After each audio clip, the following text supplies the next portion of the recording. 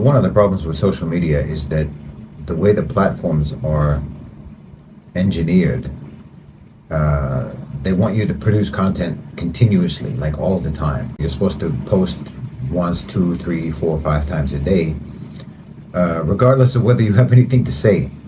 So it just kind of increases the vapidness of online content on these platforms, because you're forcing people to put out stuff even when they don't have anything to talk about.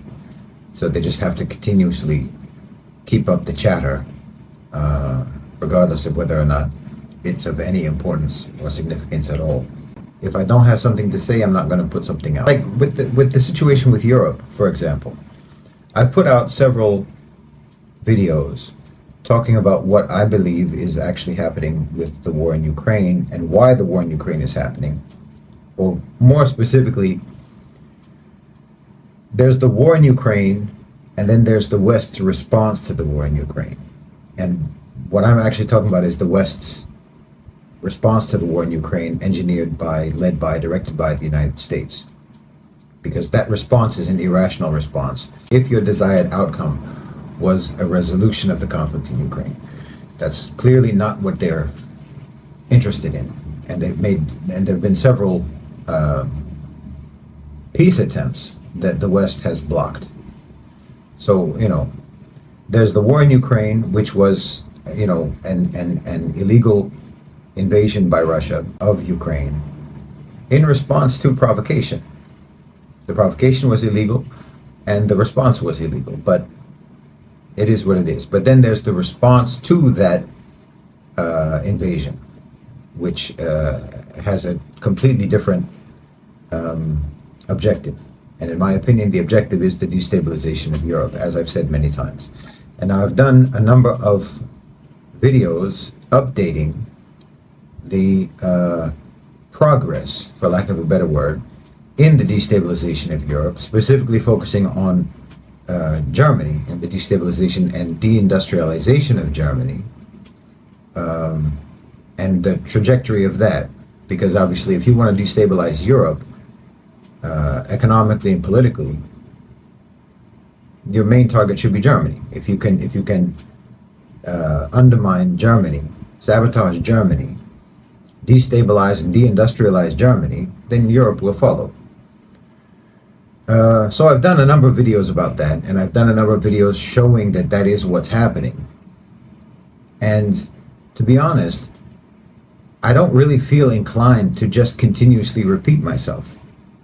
As I see the advancement of that destabilization program progressing, I can point out things that are happening, but the reason why those things are happening, I've already stated. So I feel like I don't feel, even though social media encourages you to be repetitive and to just say the same things over and over again, like literally to retweet or to repost posts and tweets and videos and whatever content that you have already done before, literally to just duplicate it and put it. They just encourage you to just keep putting it out so that people will see it. I'm not really inclined to do that. I'm not trying to push my content out in front of people so that I play the social media game of just producing content for no reason, just to stay relevant in people's feeds, But I mean, the most interesting thing that's happened lately is also in line with what I was talking about since the beginning of the war in Ukraine with regards to Germany, which is that you would see the rise of the far right and nationalism and anti-EU sentiment. I've been talking about that for quite a while. And now the latest polling data shows that the AfD, or AfD, the Alternative for Germany, far-right nationalist German party, has become the second strongest party in Germany. That was never the case before. It's actually number one in many regions of Germany. It's the strongest party in many regions of Germany outside of Berlin. Now the AfD is anti-EU. the head of that party just recently said that they would literally call for the dissolution of the EU if they win. The reaction in Germany by the establishment, you just had the head of intelligence in Germany saying, warning Germans not to vote for the AfD because it's Moscow backed, right? You know, the next thing is to say that they're terrorists or that they're supporters of terrorism, or, you know, that they're Nazis because they don't support Nazis in Ukraine. Far right, nationalistic sentiment, anti-EU sentiment is on the rise in Germany precisely because of what's happening. I mean, it's not happening by accident. This is happening by design because you're putting pressure on Germany to make it fail. And German citizens are going to blame the external influences that Germany is obeying, such as the EU, such as the United States. Germany is running out of money. They just said that they're not going to be able to provide any extra funds to the EU if the EU asks for money, because that's the setup, right? Every member of the EU has to contribute to the EU overall budget. And Germany is saying, we don't have any extra money. Our own national budget requirements are stretching us to the limit because we've been sending so much money to Ukraine, because we've been funding so much of this conflict in Ukraine. We don't have any extra money on top of our own expenses to help the EU now with its budget. So you see, this is part of destabilizing Europe. You destabilize Germany, you sabotage and undermine Germany, you automatically, sabotage the EU and undermine the EU and cause the EU to be defunded, because you're just suctioning off all of the funds to go to Ukraine, which isn't going to Ukraine, it's going to BlackRock. It's going to weapons companies, it's going to weapons manufacturers, it's going to American companies. So that's happening. What I had talked about over a year ago, a year and a half ago at this point, is in fact taking place. So that's what I see, going on in Europe, if I have to give an update. But like I said, I don't really feel the need to just repeat and repeat and repeat what I've said before, just because you see it happening now on the ground. And it is happening. Every indication is that the elites in Europe, who are not nationalistic, who are not interested in their nations, and who do not serve the interests of their nations, the elites, the owners and controllers of global financialized capital, they are their own nation.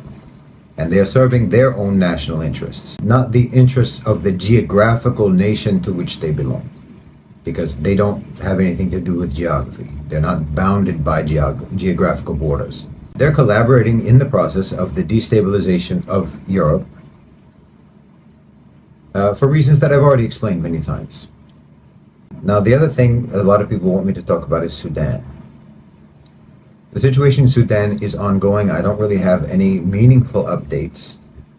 I see it is still playing out more or less as I had talked about as being one of the possibilities of how it would play out, which is that the UAE and Saudi Arabia were backing the RSF to overthrow the government and to become the government. The peace talks in Saudi Arabia, in my opinion, between the government of Sudan and the RSF have a goal of getting the government to abdicate, to give up power. That's their goal. And the government has gotten that message. But they're still trying to work it out. They're still trying to see if there's any way that they can get backing, because the conflict is getting so bad. And that America, along with Russia and China, approved or co-signed, at least implicitly, the UAE and Saudi Arabia's coup idea project. But as I've talked about before, America hedged their bet with the Emiratis and the Saudis by saying, okay, we will let you try and see if you can successfully overthrow the government in Sudan and install your guy. But if you can't, then we're happy to see Sudan completely fall into chaos and destruction and anarchy and civil war. That's fine with us. Because the U.S. doesn't have a lot of interests in Sudan. They haven't pursued a lot of investment and a lot of active interests in Sudan. So they don't have much to lose. And their main interest is to ensure that China's interests and Russia's interests in Sudan cannot develop. The UAE and Saudi Arabia have positioned themselves as more or less a neutral manager that can be employed to safeguard everybody's interests. Russia's interests, China's interests, and America's interests. They can all be balanced. And it will all be under UAE and Saudi Arabia. That's, I think, the way that they've pitched themselves to America and to Russia and China. Russia and China are not really in a position to have a problem with that. If they have anyone to help them in that region, they're happy about that. The United States has been building up, especially the UAE, for a very long time, to specifically be that for them in the region, in the Middle East and North Africa, to be sort of their management company, to manage American interests in Middle East and North Africa on their behalf. So they've built them up as that. They have been reliable, but their relationship with the United States has become slightly ambiguous, and there's been some suspicion that has developed between the United States and UAE because of the UAE now saying, now that we're in a position as managers in the region, we're willing to manage other people's interests, not just yours. We're willing to manage Russia's interests and China's interests. America didn't build you up to do that. They built you up to manage their interests.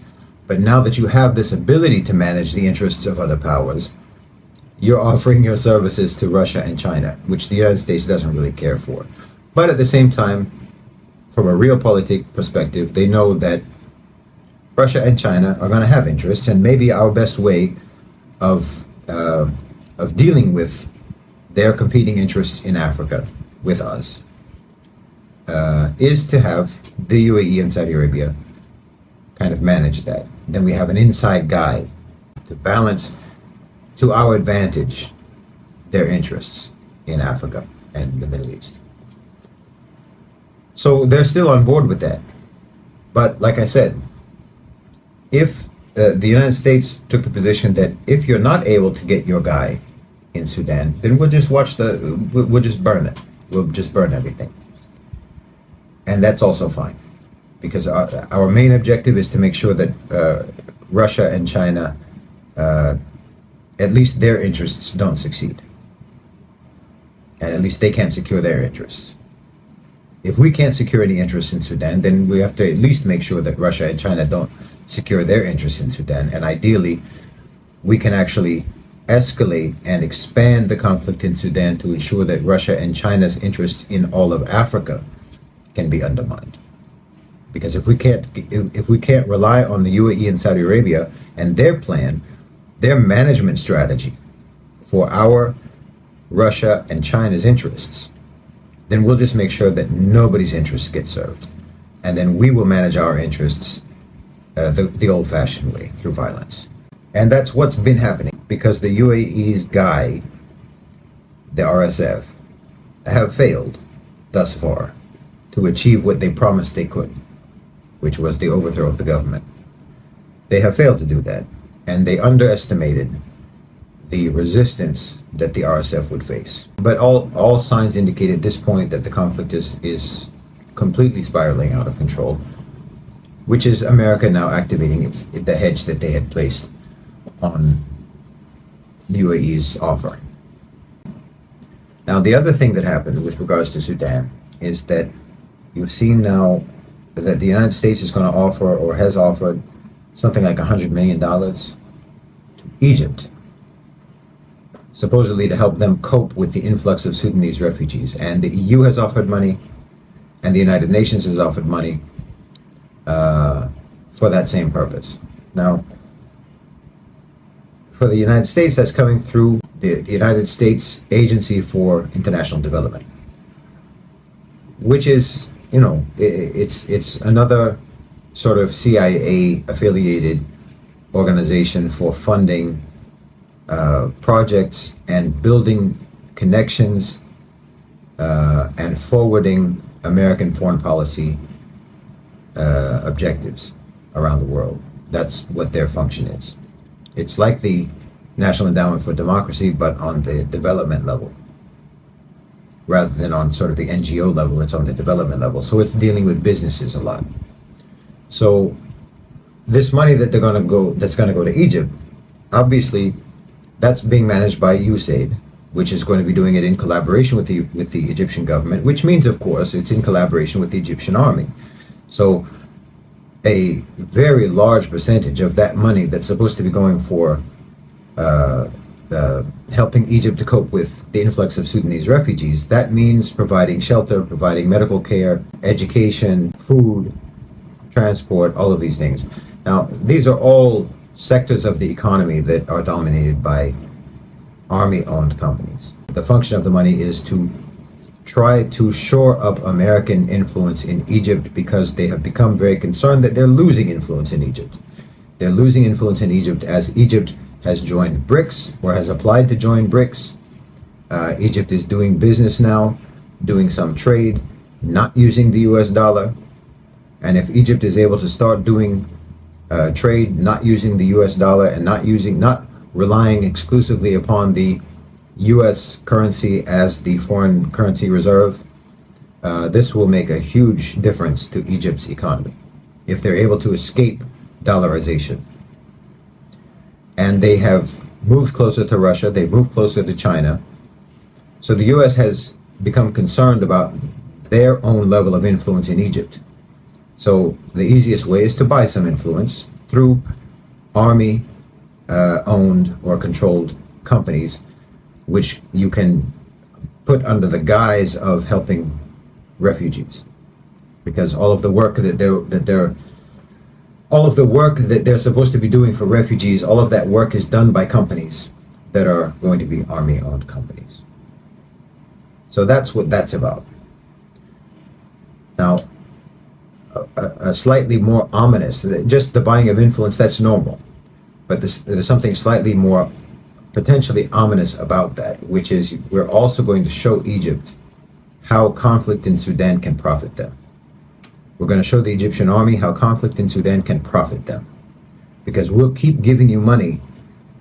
The more the conflict can expand and intensify in Sudan, obviously the more refugees there will be, the more justification we will have for sending you billions of dollars to support refugees.